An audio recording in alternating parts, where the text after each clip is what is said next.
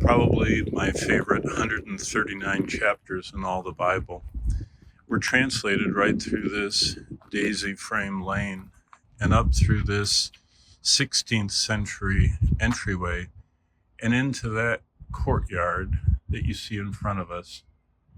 This is Merton College, and this is where Henry Saville and his team went through the process of hammering out every Greek word in those 139 chapters.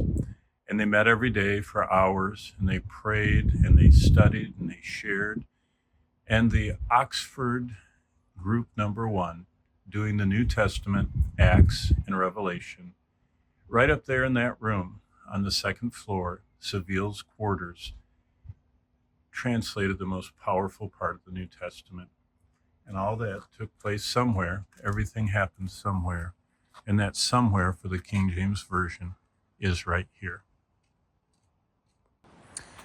We're walking down Merton Lane next to the athletic fields. And this is the spot that we remember the indestructible book, How We Got Our English Bible. That's the textbook we're using this week in this church history course. We're also using the history of the King James Version, the translators, and how we got our English Bible. But what a beautiful place to remember how God got the scriptures to us in the English language.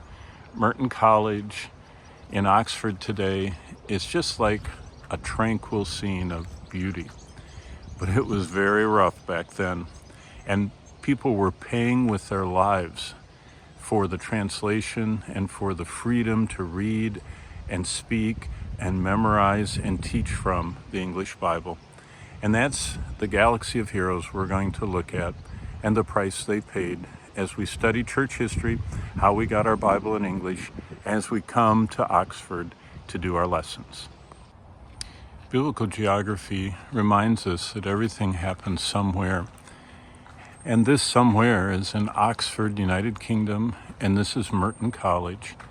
This is the ancient college that goes back to the time of Wycliffe, the first Bible translator, through the time of Tyndale, the first English printed Bible, and through this gate in 1604, the greatest version of the English language was translated, the King James Version. The Oxford team, charged with the New Testament and charged with Acts and Revelation, went into that quadrangle, went to Henry Saville's living quarters, and translated the Gospels, Acts, and Revelation. Everything happened sometime. That was 1604 to 1611.